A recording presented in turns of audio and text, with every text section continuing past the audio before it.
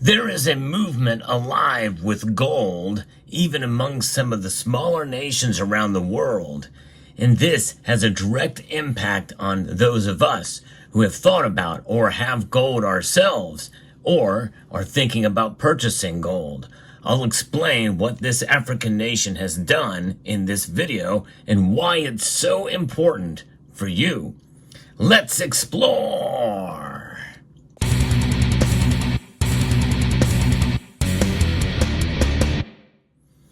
A move towards gold. That has been something that I have been talking about on this channel for years.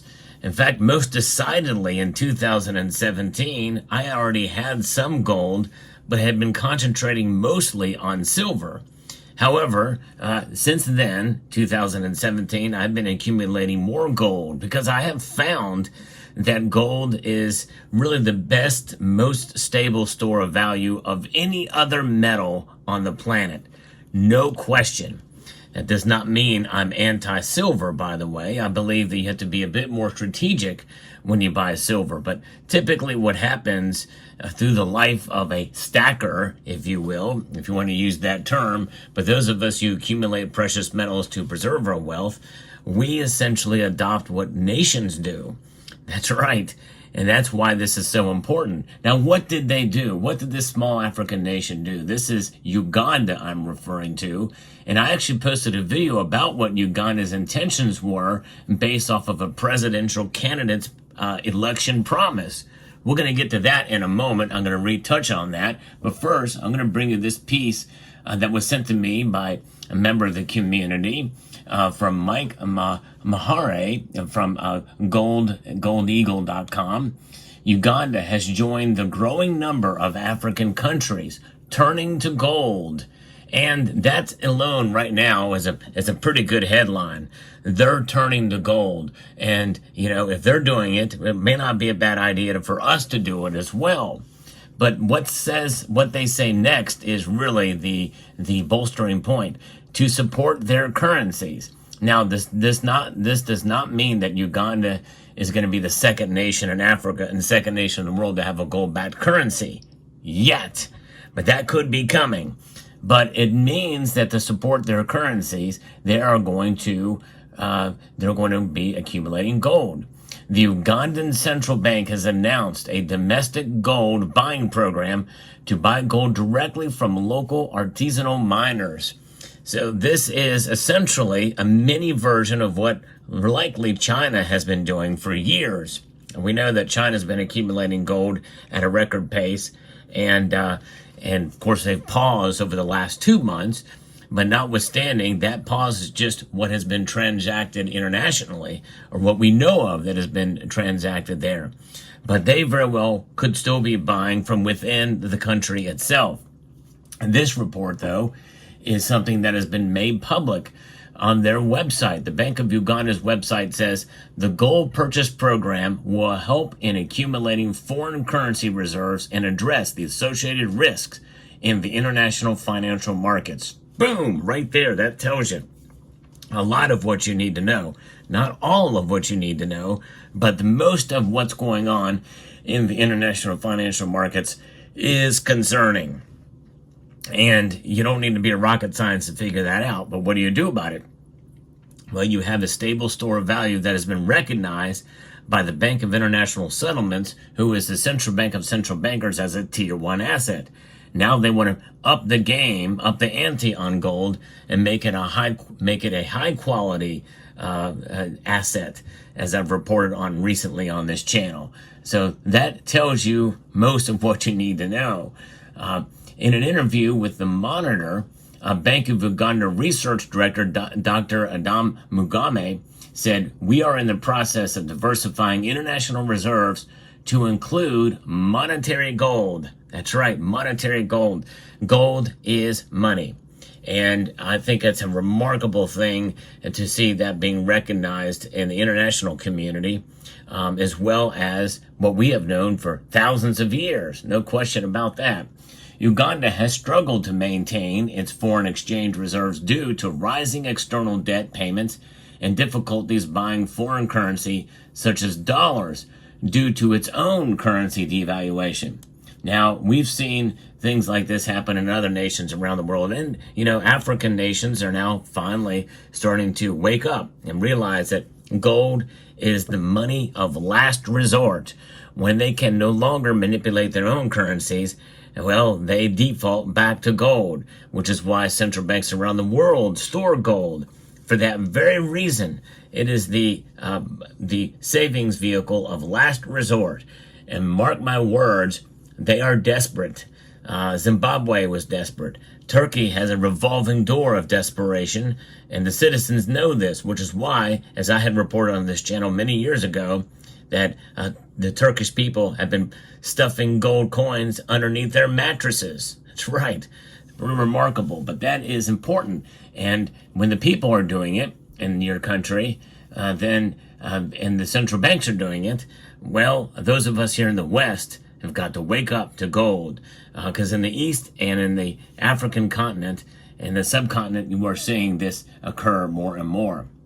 Now, according to the East African, foreign exchange reserve stood at about $3.5 billion as of the 30th of April, which is equivalent to 3.2 months of import cover, down from 3.4 months a year earlier. So that's quite something to kind of some stats to kind of think about through this.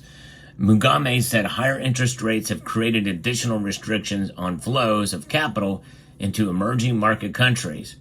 A central bank statement also said buying gold from small-scale local producers would be supporting the livelihoods of artisanal and small-scale miners, and this has positive spillover effects on the other sectors of the economy.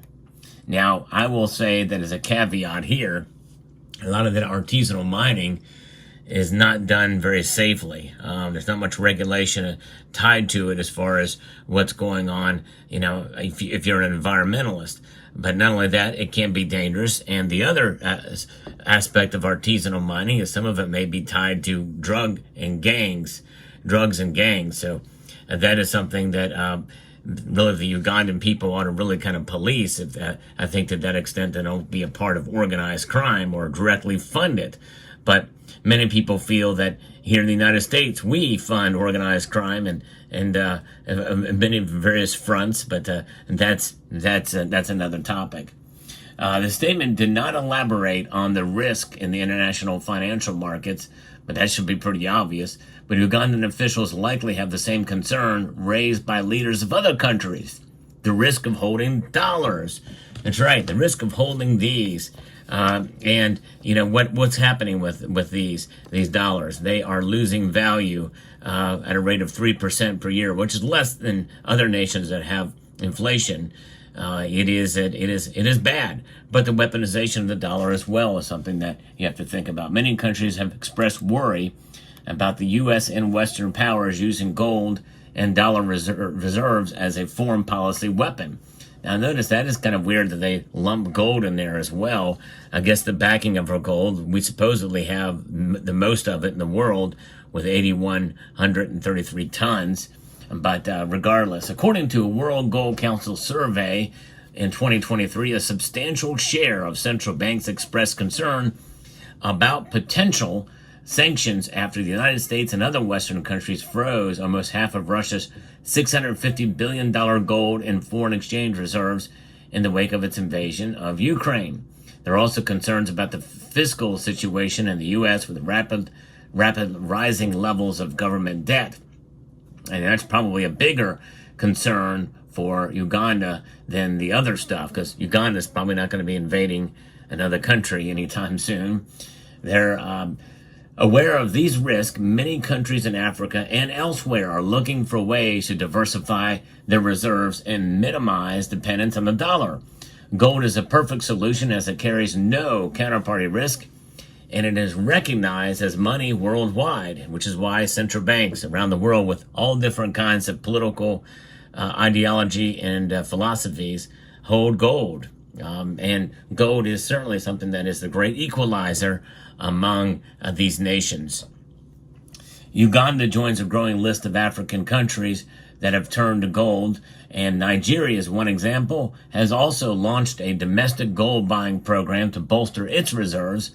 In addition to buying locally sourced gold, the Nigerian central bank has announced plans to bring its existing gold reserves back into the country to mitigate risk associated with the weakening U.S. economy.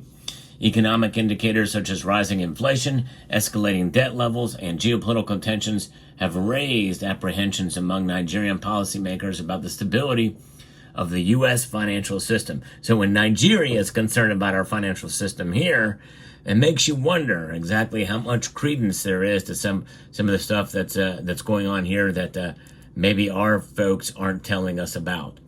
Could it be a signal for a big crash, which is one of the reasons why this matters to us? Or are they just kind of blowing smoke out of their rear end, or overexcited, or over apprehensive, or, are they overreacting with this? I don't know. It's hard to say. I don't want to speculate too much there, but we know that our economy here in the United States is really in worse shape than what the official numbers show, because when you look at the nuances, what's behind those numbers, it really is in many ways propped up, and from everything from employment numbers to our stock market all-time highs that we've seen recently.